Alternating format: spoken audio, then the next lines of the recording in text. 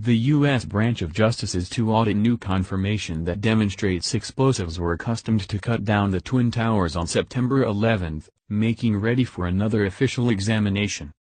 Prior this month, the Lawyers Committee for 9/11 Inquiry, a gathering speaking to groups of 9/11 casualties, documented a request with the U.S. Attorney for the Southern District of New York to look at new indisputable confirmation demonstrating that explosives were planted and exploded on the morning of September 11, 2001. ActivistPost.com reports, according to the 52-page appeal, which is joined by 57 displays, government statute requires the U.S. Bureau of Justice to audit the confirmation with an extraordinary amazing jury. The appeal too states, the Lawyers Committee has evaluated the important accessible proof. Also, has achieved an accord that there isn't simply generous or convincing proof of yet-to-be-arraigned wrongdoings identified with the utilization of pre-planted explosives as well as combustibles. On September 11, yet there is really definitive proof that such government violations were submitted. The proof that is advanced in the appeal to incorporates the accompanying Autonomous Logical Research Center investigation of WTC cleaning examples demonstrating the nearness of cutting-edge explosives as well as ignitables as thermite or thermate. Master investigation of seismic proof that blasts happened at the WTC towers on September 11 before the plane effects on the WTC towers, and preceding the building breakdown.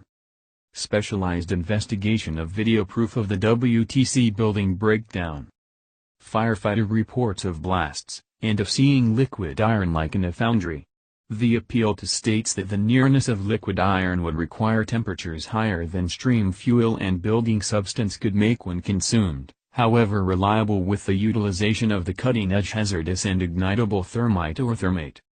The nearness of already liquid iron microspheres, which have been built up by electron magnifying instrument examination of WTC tidy examples, by both government and autonomous researchers, is another wonder that would be experimentally outlandish in light of the consuming of stream fuel and office substance alone. Video and onlooker declaration of the discharge amid the fall of WTC-1 and 2 of overwhelming steel components horizontally from the structures which would not be conceivable from a gravity crumple. Logical investigation, observer declaration, and government reports affirming sulfidation and high-temperature erosion of the steel found in the rubble after the fall of the WTC towers and WTC-7, a marvel not expected in a stream fuel fire and gravity crumble however steady with the utilization of thermate and high explosives.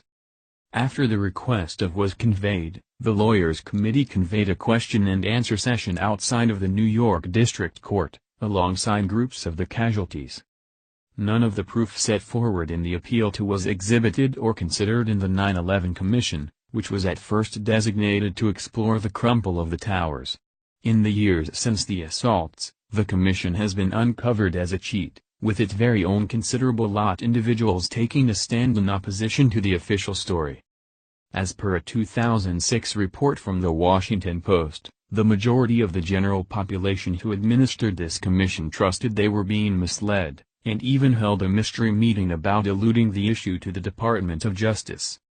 The report expressed that doubt of bad behavior ran so profound that the 10-part commission, in a mystery meeting toward the finish of its residency in summer 2004, bantered about eluding the issue to the Justice Department for criminal examination, as indicated by a few commission sources.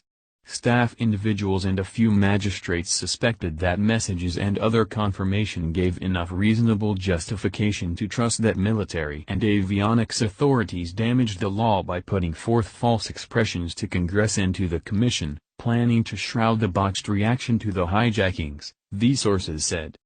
One of the chiefs who communicated questions about the confirmation was John Farmer, who later composed a book called The Ground Truth, itemizing how proof was deliberately let alone for the report and how inside offices lied about essential parts of the occurrence, including their underlying reaction to the assault. I was stunned at how unique the reality of the situation was from the way it was depicted. The tapes recounted a fundamentally extraordinary story from what had been advised to us and the general population for a long time, Farmer said. Thomas H. Keene, The previous New Jersey senator who drove the commission said that NORAD lied in regards to their reaction to the assault. "We right up till the present time don't know why NORAD, the North American Aerospace Command, disclosed to us what they let us know. It was only so distant from reality. It's one of those remaining details that never got tied," Keene said. The two co-seats of the commission, Keene and Lee Hamilton, have said openly that the commission was set up to flop. In their book, Without Precedent, The Inside Story of the 9/11 Commission, Keene and Hamilton portray how the commission was purposefully underfunded and not given abundant time to deal with the confirmation, and how they were misled by knowledge offices and government officials who appeared to have a remark. Hamilton said in a meeting with the CBC that we had a great deal of doubters out there, who truly did not need the commission shaped. Legislators don't care for some person thinking back to check whether they committed an error. In the meeting, Hamilton additionally uncovered that Henry Kissinger was who they really needed to run the commission. There were even individuals from the intelligence community who had comparative stories to tell, including former FBI Director Louis Freeh, who called attention to that there were parts of the report that he knew were false. In particular, Freeh said that a portion of the psychological militants associated with completing the assault were thought about by inside offices for quite a while the last commission report expressed these organizations had no earlier information of the fear-based oppressors. The commission was flimsy to the point that a coalition of inside informants was shaped to debate the official story. The coalition comprised of operators from the NSA, FBI and different organizations, who said that there was confirmed that was deliberately disregarded and let well enough alone for the commission report. Thinking about the numerous issues with the commission, another examination is long past due.